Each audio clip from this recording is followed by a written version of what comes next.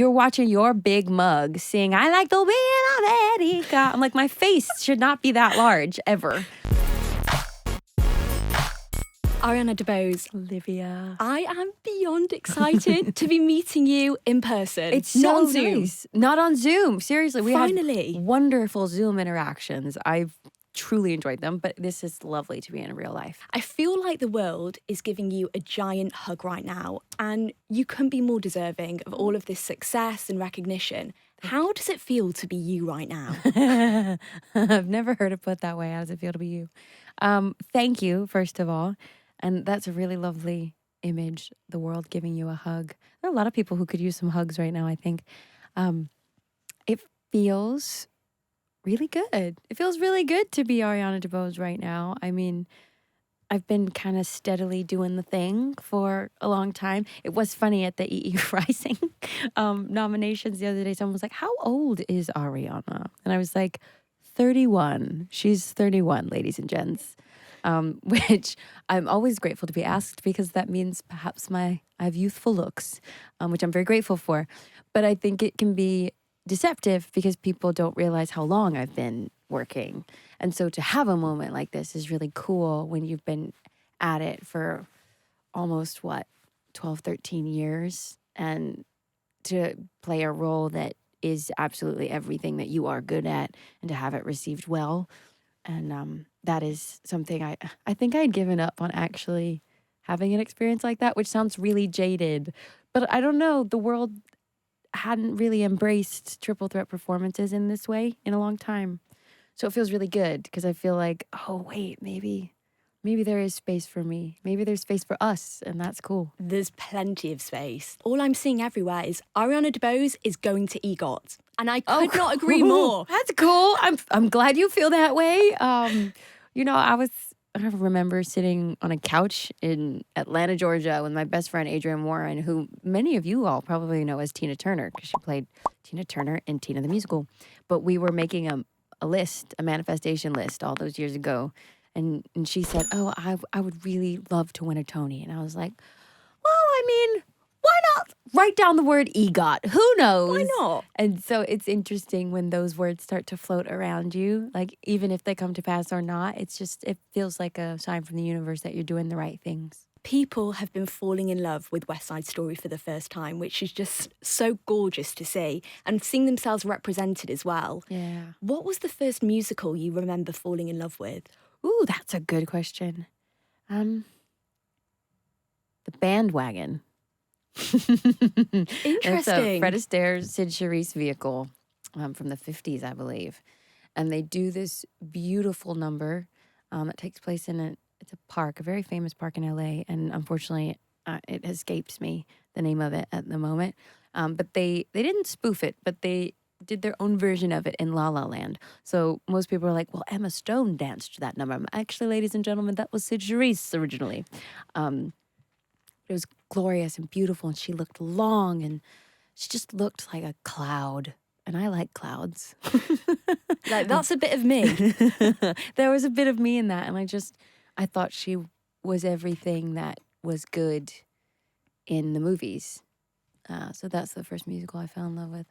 I've listened to the soundtrack to West Side Story pretty much every day since I saw the film. And Really? I'm not joking when I say that, genuinely. Wow, what's Genuinely. your favorite track? My favourite is Tonight. Yes. Something's Coming as well. Yeah. I think Something's Coming Beautiful. is very underrated. It is underrated, and obviously it's America. sung beautifully on our album, if I do say so myself.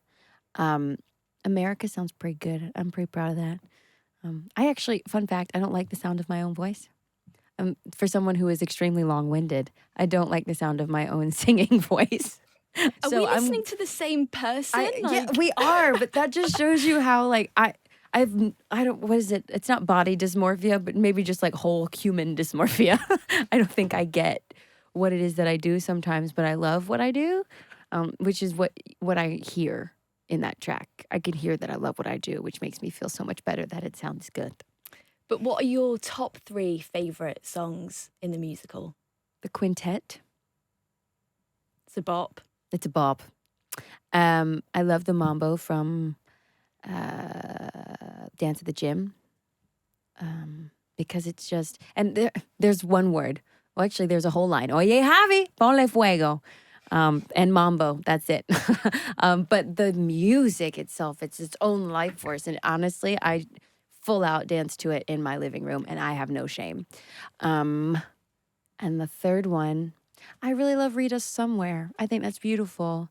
And I think the context of her singing it is just, it's really profound. In the original theater show, in the theater production, it's sung by an ensemble member from The Wings.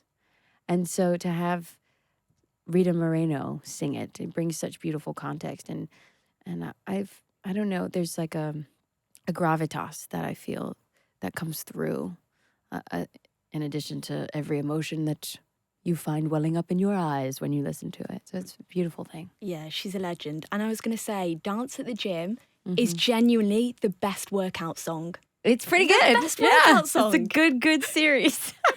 What is it, like elliptical or treadmill? I've done it on the treadmill. It's amazing. And America on the treadmill as well. That's also a good one. Yeah, that's good. I mean, you're sprinting, girl. That's a 4.0 to like an 8.0 moment. Like, yo.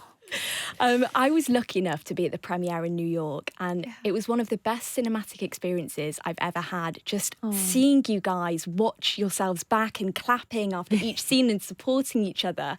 What was your reaction when you first saw yourself as Anita for the first time? Are you sure you want the answer to that question? Absolutely want the answer. The honest answer. Well, I thought I ruined the movie and had a full panic attack. There's a theme here. I panicked when I got the job. I panicked when I met Rita Moreno. And then I panicked again when I first saw the film.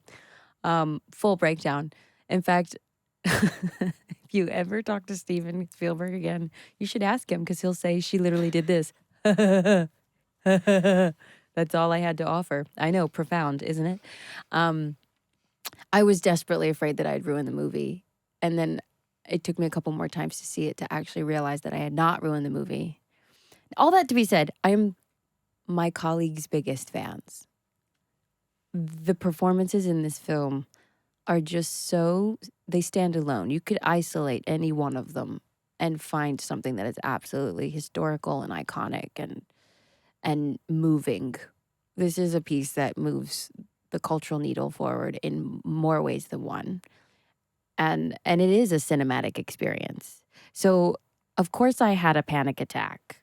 It's the biggest cinematic experience I've ever had, personally. How imagine you're sitting in a big theater on a Fox lot and you're watching your big mug sing, "I like the way America." I'm like, my face should not be that large ever. But it is. And just so everyone knows, I'm not the only one who had a panic attack. A few of my other colleagues, they also panicked too. So it was one big panic room. You're welcome. I mean, you know, it's Steven Spielberg. It's a Steven Spielberg movie. Like, that's a lot. It is. That right there by itself is plenty. And then you're like, cool. And Rita Moreno is going to be in it, and she's going to executive produce. And you're all going to make your big studio film debuts. Wild. I don't know. I remember hearing you talking about how you met Steven for the first time backstage at Hamilton. Yeah. And I find that wild. Mm-hmm. It was wild. And he he had written on the wall outside of Chris Jackson's dressing room. At the time, it was Chris Jackson's dressing room. He said, "This is history." And then he came down the stairs. And I said, "Thank you, sir, for coming to our little skit." And he was like, "Skit. Funny." And of course, I mean, I don't know if it was actually true, but he, when we were sitting down talking about Anita and West Side, he was like, "No, I remember meeting you. And I remember thinking to myself, I'm going to work with her. There's something about her." And I was like, "If that's true, you are psychic, and tell me something else about my career, please." So I'll never really know, but I can tell you something else about Steven Spielberg. He is a trustworthy, honorable man of integrity. He's a really good person. And I trust him with not only my artistic life, but I would trust him with my actual life. There you go. And he loves Pop-Tarts. He does. And honestly, come on. I don't want to talk to anybody who doesn't like Pop-Tarts, because quite frankly, I think you might have some issues. That's when you know you trust a person. Yes. You can trust you share Steven a Pop-Tart? Spielberg. Yeah. He likes Pop-Tarts. Or a It's all hamburger. good. The costumes in this set in West Side Story are just out of this world. Was there anything that you managed to keep? My undergarments, they were vintage. And I kept some very lovely bustiers. And I will never share or show those to anyone. Not the yellow dress. I didn't keep the Where's yellow the dress. yellow dress? No, that's too iconic. And I knew that going in. But I don't think Rita got to keep her purple dress. I believe that is held in archive somewhere. So the yellow dress that I wore, I believe, is held in archive somewhere. And it honestly, it's probably like a Smithsonian, like air controlled lockbox of a thing. Like, I would not be shocked. well, there is this legend that there's a hangar of sorts where Stephen supposedly keeps things like the dinosaur, Wow. or the T-Rex from Jurassic Park, and like the original shark from Jaws, and the bike from E.T. E.T., Yep. yeah. See, when I get excited about things, I forget names. You're welcome. There's a lot of things that apparently I'm telling you should be thankful for in this interview, and for that, I apologize. I love how I'm finding out he's basically got a whole museum. Kind of, yeah. Yeah. You know who else has a whole museum? Has nothing to do with anything? Spike Lee. But that's another. Interesting. Yes, very interesting. I'm obsessed. Let me not talk too much anymore. Please, Olivia, interject. Before you go, I've got to talk to you about Schmigadoon briefly, because you know I'm obsessed with that series. I love that about you. I'm obsessed. You and Kristen Chenoweth are Yeah. two queens in it. It's amazing. Thank you. Would you ever do Schmigadoon on Broadway? Please say yes. Ooh, yes, I would actually. That would be fun. And actually, I think it would work really well on stage. And you are the first person that I have heard suggest that. So I hope Well I'm going to done. get a producer credit. Honestly, I will fight for you. I will. I will make sure you get a check. Thank you. You're welcome. Thank you.